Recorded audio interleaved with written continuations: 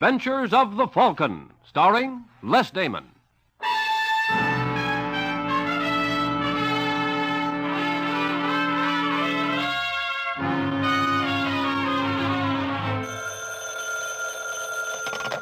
Hello? Yes, this is the Falcon speaking. Oh, Rita. I'm glad you called, Angel, but we'll have to make it another time. A man has disappeared with some of his company's money. His employers can't wait to find out what's become of him. In fact, it looks like the suspense may kill them.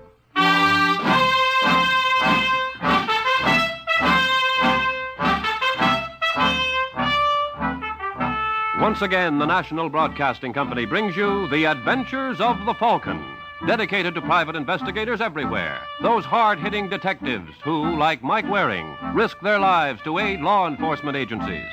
You met the Falcon first in his best-selling novels. Then you saw him in his thrilling motion picture series. And now NBC is happy to bring you his adventures on the air. Yes, it's Michael Waring, that freelance detective who's always ready with a hand for oppressed men and an eye for repressed women. So join him now when the Falcon solves the case of the Amorous Bookkeeper.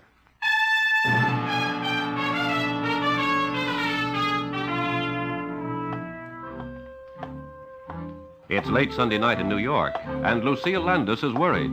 Lucille is the tall, willowy brunette who is gliding down the hall of the third floor in the Tremont building. She stops at the door of the Style Center Dress Company, pauses briefly with her hand on the knob, then shrugs daintily and opens the door.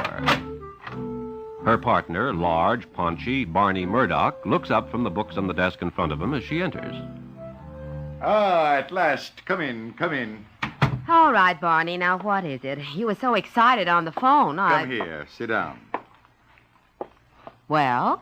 I've been suspicious for some time. Didn't say anything because I didn't want to alarm you if I was wrong.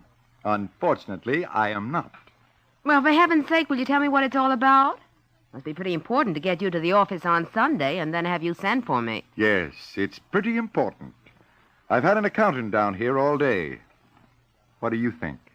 Something wrong with the books? Hard to believe. Finch has been with us for, almost from the beginning, and he's such a mild little guy. What's wrong? Has he made a mistake? Mistake? Yeah, quite a mistake to think he could get away with it. He's been taking us, Lucille, for the last 6 months. Are you sure?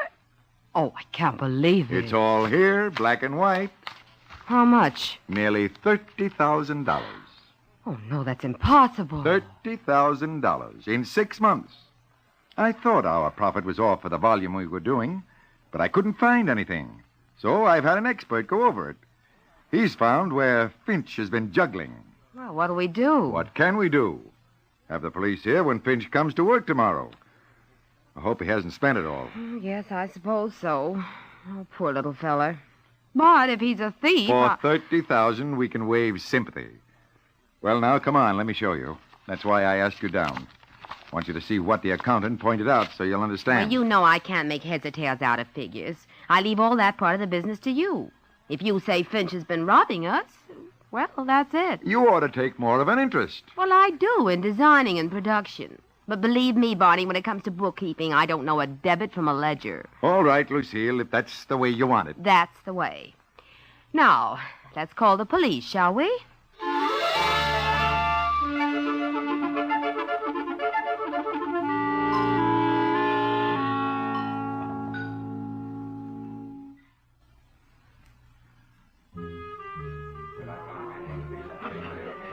Here I am, Finchy. Oh, Lucille, I've been looking for you. I didn't see you in this back booth. Oh, that's why I picked it. I don't want us to be seen. Sit down. You don't have to worry. Cora doesn't know It's about not us. your wife we have to worry about anymore, Finchy. What do you mean? The jig's up. Barney had an accountant work on the books today. Oh, dear. To put it mildly. What'll we do? Well, you've got to get out of town. Oh, I knew it would come to this sooner or later. I knew it. Good. Nothing like being prepared. We'll go to California. We? Oh, are you taking Cora? No, you. Oh, Finchy, don't be silly. What? But I don't want to leave you. You don't have much choice. You'll join me later? Now, think about it. You won't join me. You want to get rid of me? Now, Finchy. Well, you're acting so so cold. I'm worried, that's all. I should think you'd want to go with me. If you really loved me. Let's not go into that now. Sometimes I think... Well, I just wonder if you've just been using me to juggle the books for you now that I'm no more use to you. I'm tipping you off, aren't I, so you can get away? Yes, but... Well, maybe you don't want me talking. Well, I don't, but... I've got to know the truth. I've got to... You let go of my wrist. Do you love me? Answer me, Lucille. Do you love me? Finchy. Do you? Well, you asked for it. I know it. I know it all the time. Look in the mirror sometime, Finchy. Did you think for 1 minute Stop. Don't say it. I didn't think even for 1 minute. Not really. I pretended, that's all. The whole thing was just like a dream. Just a daydream. Now it's turned into a nightmare. Oh, I'm sorry. Honestly. You better be, for yourself. You're in this with me, Lucille. And I may decide not to go to California. I may stay, see? And I may talk. Oh, Finchy, don't be silly. You juggled the books, you took the money. And there's nothing to prove you gave any of it to me or that I knew anything about it. But you wanted me to get out of town. Well, partly for your sake and partly because I don't like unpleasantness. I can deny anything you say, but I'd rather not be bothered. A little unpleasantness, that's all you're afraid of.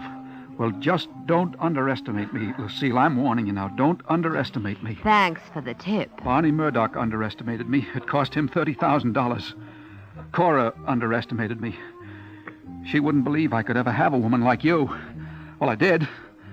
Maybe someday people will find out that Elliot Finch is... Oh, what am I talking about? Lucille, don't leave me, please. I'm scared. Good night, Finchy. Lucille! She hates me. No, she doesn't even hate me. What am I going to do? What am I going to do?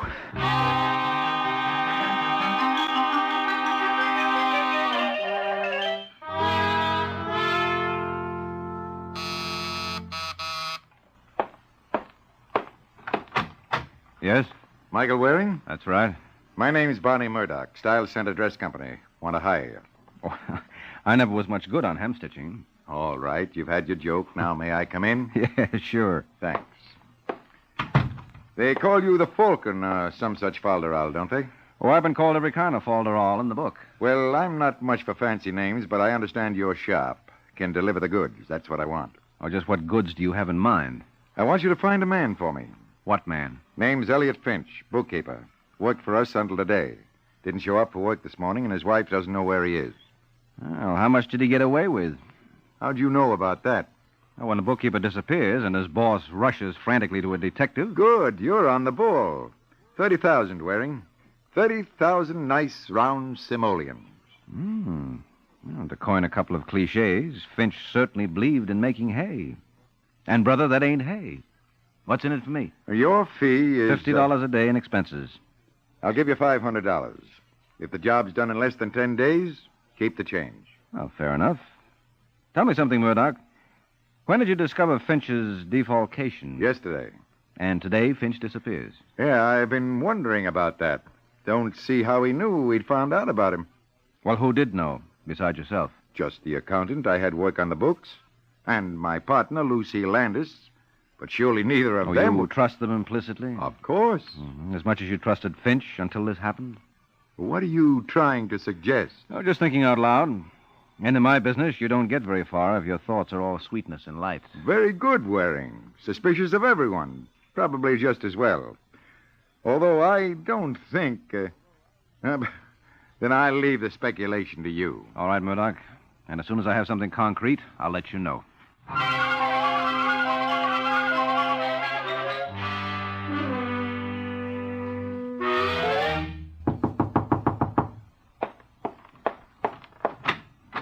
What is it? Are you Mrs. Finch? Yes. My name's Michael Waring. I'm looking for your husband. He isn't here. I know that. How do you know? What do you want with him? Are you from Style Center? In a way. Get out of here. Go on back to Mr. Murdoch. Tell him all he's lost is $30,000. I've lost a husband. Well, perhaps I can help. Help! Elliot's gone. Run away. And he's not too well, Mr... What did you say your name was? Waring. I'm telling you this. Jail would kill him. He's never been strong. But he was a good husband and a good employee. For 25 years, and then... Well, we all make mistakes. Temptation. Yes, I know how you feel, Mrs. Finch, but... Oh, no, you don't. You wouldn't be here. Trying to find him so you can take him to jail, so you can kill him. All right, Mrs. Finch. What was that? What? A door closed in the back of the apartment. I didn't hear anything. Maybe the wind. And maybe your husband. No, he isn't here. How do you know? Maybe he just came in the back. He didn't. He wouldn't. Come on, let's go see. No, Elliot. Elliot, if you're here, get out. There's somebody here looking for you. It's all right, Cora. Elliot, he wants to take you to jail. He's not going to take me to jail. But where did you get that gun? I found it. Now, look, No. Finch. Please, I don't want to listen to any lectures. I took the money, I admit it. I can't pay it back either. But I'm not going to jail. I'm sorry about this, Cora, but you know the whole story. You know there's nothing I can do. So this is all that's left. Goodbye, Cora. Finch, wait.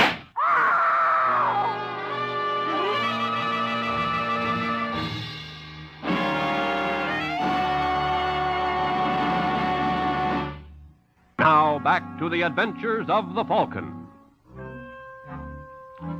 Half an hour has passed since Elliot Finch tried to shoot his way out of his troubles by putting a bullet in himself.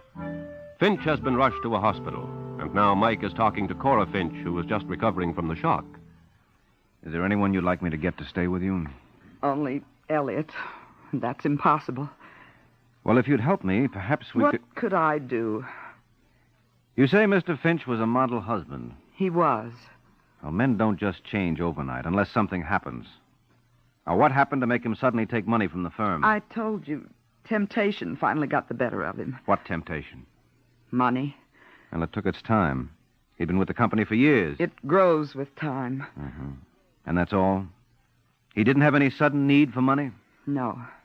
What did he do with the money? Oh, please, after what I've been through, do I have to go through this third degree? I'm just trying to help. Like you helped Elliot? Hounded him, killed him? Now, look, Mrs. Finch. In the first place, I had nothing to do with your husband shooting himself.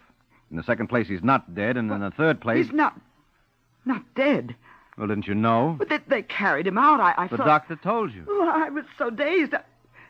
You're telling me the truth? Yes, of course. No, you're just trying to fool me. All right, call the hospital. He's really alive. Elliot's really alive. Here's the phone. Now, hold it.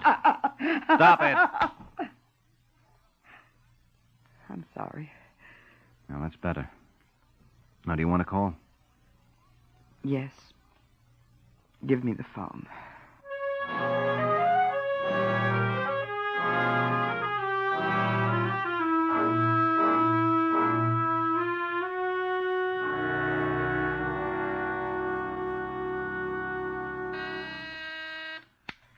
Yes? Mr. Waring is here, Mr. Murdoch. All right, send him in. Already. Oh, Waring, come in. Come in.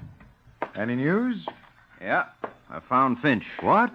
Good boy. That was fast. Well, I love to take bows, Murdoch, but I'm afraid I don't rate one on this. He walked in on me, that's all. Walked in on you? Where? At his home. I thought he'd skipped. No, he had no place to go. Well, where is he? In the hospital. He tried to kill himself. Tried to, you say? Mm-hmm. They're working on him now. He's still unconscious, but the doctors give him a good chance. He tried it while you were still at his place? That's right. Why'd you let him do it? He had a gun. What could I do? Guns don't usually stop the Falcon, do they? Well, sometimes. Don't want to get in a rut. Did he say anything about the money? To his wife. It's gone. All of it? So she said. Where? Gambling? So she didn't say. Another woman, maybe. Maybe. Where's your partner? Lucille? She hasn't come in yet today. Interesting coincidence, wouldn't you say? What?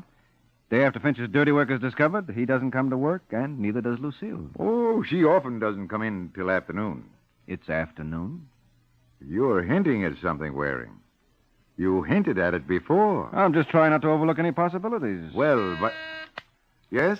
There's a Sergeant Corbett of the police here. He wants to talk to you. Oh, just a minute. Must be something about the robbery, Waring. I'll see him in a minute. Well, But it's first, not just the robbery, Murdoch. Corbett is with the homicide squad. Homicide? Mm-hmm. But who... What homicide? Ask Corbett. Yeah. Send the sergeant in. Yes, Mr. Murdoch. You said Finch tried to kill himself, Waring. Well, that's suicide, not murder. Besides, it didn't work. That's right. Hello, Corbett. Waring. Well, now my day's complete. Mm-hmm. And what can we do for you? You can sit tight and keep your mouth shut. I want to talk to Mr. Murdoch. Well, what's it about, Sergeant? Your partner, Lucille Landis. Lucille? She's been murdered. What? What do you know about it, Murdoch?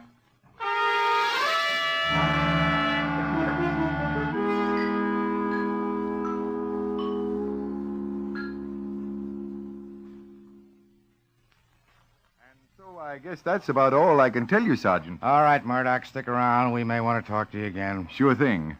Good day, Sergeant. So long. Goodbye, Waring. Bye-bye, Corbett. I'll see you down at headquarters later. There are a few things I'd like to find out. And you think we can help you? You flatter the department, Waring. I thought you're the guy who likes to tell us, not ask us. Oh, you're all right for routine, Corbett. If it's simple. He expects us to give him what we got after that. You will, Corbett, in spite of yourself. Your irresistible charm, no doubt. Why, Corbett, you do care. I've got work to do. All right, Waring. Your friend, the sergeant's gone. You can stop being cute. I want results, and I want them fast. What results? Proof that Finch killed Lucille. And if he didn't? He did. Must have. She got him to jockey the books. Did she? Look, it's your idea. You've been hinting at it right along. Yeah. Tell me something, Murdoch. What? Just when did you catch on to my hint? Now, wait a minute, Waring. I don't like that kind of a question. You're supposed to be working for me. Well, why so touchy, Murdoch? All I said... I know what you said. Now listen to me. I hired you to find Finch. You did. Okay. Now I'm hiring you to prove he killed Lucille for an additional $1,000. Do you want the job or don't you? Well, why are you so anxious to pin this on Finch? Because he killed Lucille. Well, if she was double-crossing you... Get out of here, Waring. I'll get somebody who can take orders. No, not so fast, Murdoch. A job's a job, and money's money. You want me to nail Finch? Okay, I'll nail him. I just wondered why you're so anxious. Because he's guilty. Oh. All right, if you say so. Well, if you don't think no, so... I do. All right, then. After all, Murdoch, the customer's always right. What more proof do I need?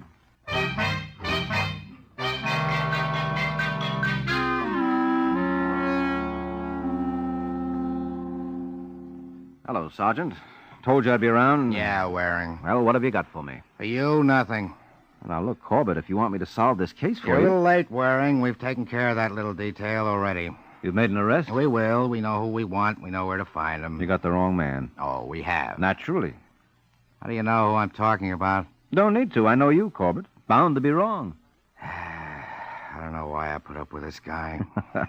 You can't do without me. Now, would you like me to tell you who really killed the Landis girl? Yeah, tell me. Elliot Finch. Oh, Finch. That's right. And just how do you know it was Finch? Because I know which side my bread is buttered on. That makes a lot of sense. Does to me. I like butter. All right. Now, would you like me to tell you who pulled the job? Yeah, who did it? Finch. What?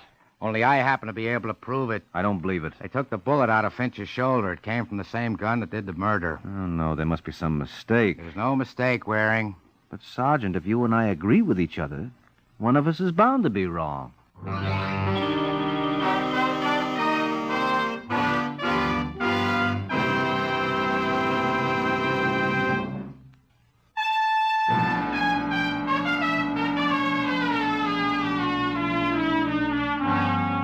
Now, back to the adventures of the Falcon. It's 20 minutes since Mike Waring and Sergeant Corbett startled each other by seeing eye to eye on a case. Now they're at the hospital to see Elliot Finch. They find Mrs. Finch in the waiting room.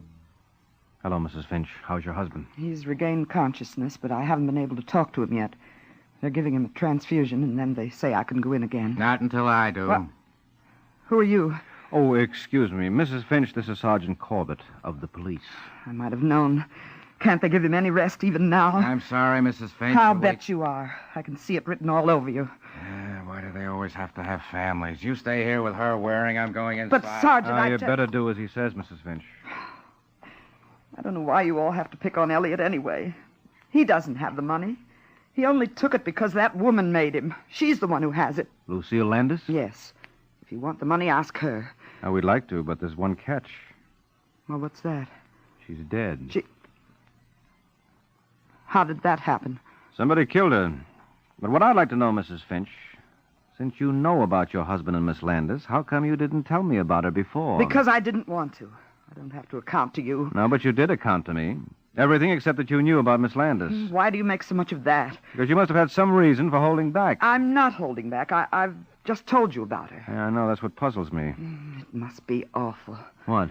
Your kind of work makes you suspicious of everybody and everything. Mm-hmm. Still, it's better than being afraid of everybody and everything. What do you mean by that? I'll tell you later. Here comes the sergeant again. Well, Corbett? Mrs. Finch can go in now if she wants. What did he say to you, Corbett? He has a story. Yeah? He admits he was at Lucille Landis's, but he says he got there after the murder. He found the gun then and took it with him. That's gun? how he got it. Gun, Miss Landis's. You weren't here about the money. This was about the murder. Easy, Mrs. Finch. You can't think Elliot did it. He'd never hurt anyone. He didn't do it. Why can't you leave him alone? When a man has a murder gun, you don't just leave him alone. But he told you. Yeah. You buy his alibi, Corbett? For now, he's not going anywhere. That's right. But suppose I could rip his alibi right down the middle. What? How? I suppose I could prove he took the gun with him to Miss Landis's, that he went there to kill her. Go ahead. He can't. It's a lie. Mrs. Finch told me her husband admitted taking the money, but she tried to conceal his connection with Miss Landis. Now, why? I told you. Was it because she knew what was going to happen, and she wanted to protect Finch? No. Couldn't she have seen him take the gun? That would frighten her into trying to hide his affair with Miss Landis. No, you must believe me. I wouldn't shield Elliot. Not if he were a murderer. Well, you tried to protect him when you knew he was a thief. I didn't. You didn't want him jailed for it. You seemed to think it was all right for him to take the money. You said he was just yielding to temptation. Your only criticism was of the police and me for wanting to catch him. Well, what could I do? He's my husband. I love him. Naturally, I don't want to see him go to jail. Nice code of ethics. Anything he does is okay, as long as he's your husband. Embezzlement, murder. You don't understand. No, the trouble is, I do. Corbett, I think you have a case. You can make an arrest. No.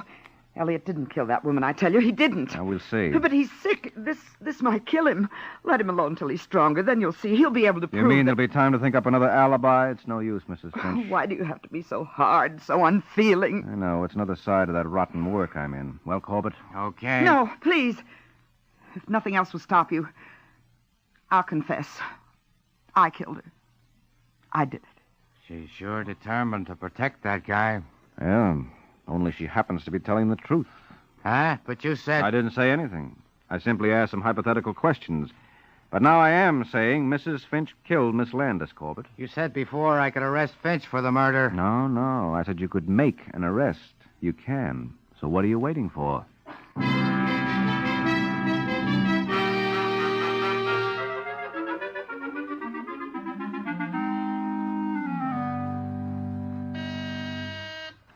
Yes? Mr. Waring is on line 1, Mr. Murdoch. Right.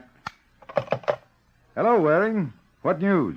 Well, I've wrapped it up. You did? Finch? Yep, I hung it on him. There's been an arrest? Yep. Right. Come on over and tell me about it. I'll give you your check. Well, there's not much to tell. You wanted me to prove Finch killed Miss Landis, so I did. Good. Yeah, forced the real murderer into confessing. What? Yes, Mrs. Finch didn't like her husband being ruined by another woman, so she eliminated the other woman. Mrs. Finch. And that's right, Murdoch. She's the one who killed your partner. But I didn't think you'd mind it turning out like this. All you really wanted was for me to prove you didn't do it, right? Yeah, Waring, but I was so sure Yes, that... I know. You ought to be careful about that, Murdoch. You know, there's a theory we're supposed to operate on that a man is innocent until he's proved guilty. Not a bad idea. I'll see you around.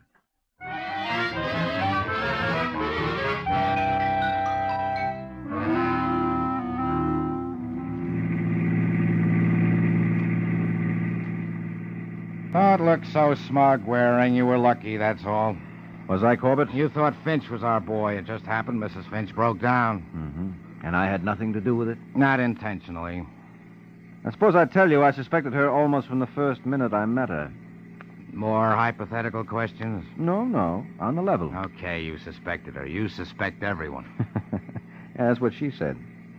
But I picked her as the best bet. Why? Because one of the first questions she asked me was, are you from Style Center? What does that prove? Nothing. But she followed it up with, get out of here, go on back to Mr. Murdoch. The Style Center isn't just Mr. Murdoch. It is, or was, Murdoch and Lucille Landis. But Cora Finch had already crossed off Landis. And I couldn't help wondering why. I see. Then what clinched it was her holding back on me about Finch's tie-up with the Landis woman, although she knew about it all the time. Could have been she was protecting her husband, like you suggested at the hospital. Yeah, except that when she heard her husband was better, that he would live and could talk, suddenly she told me about him and Lucille Landis. Oh, I didn't know that. Yeah, so she couldn't have been trying to protect him, or she would have continued to keep quiet. So you figured she wasn't covering for him, but for herself. Sure. She didn't want us to know that she was wise to her husband and the Landis woman, because then we wouldn't know she had a motive to kill her. Uh-huh. But when she found out her husband was going to live and might admit he had told her the whole story, she decided to spill the works. That's right. She thought it would look better coming from her than it would if we latched onto it ourselves. But instead, it cooked her. Well, she's not cooked yet, Corbett. Just about, with the confession and all, but I reserve final judgment until the jury comes in. Why so cautious all of a sudden, Mike? I just like to practice what I preach, and I've been preaching. Isn't that a little out of character for you? Could be. Fact seems to me this whole case is out of character for you. How come? Well, there are only two gals in it. One of them gets herself bumped off. You pin the job on the other one, and that leaves you holding hands with me. Oh, no. You're overlooking one thing, Corbett. What's that, Mike? The receptionist in Murdoch's office. She's waiting, and I'll just have time to pick her up. So here's where you get off. Good night, Sergeant.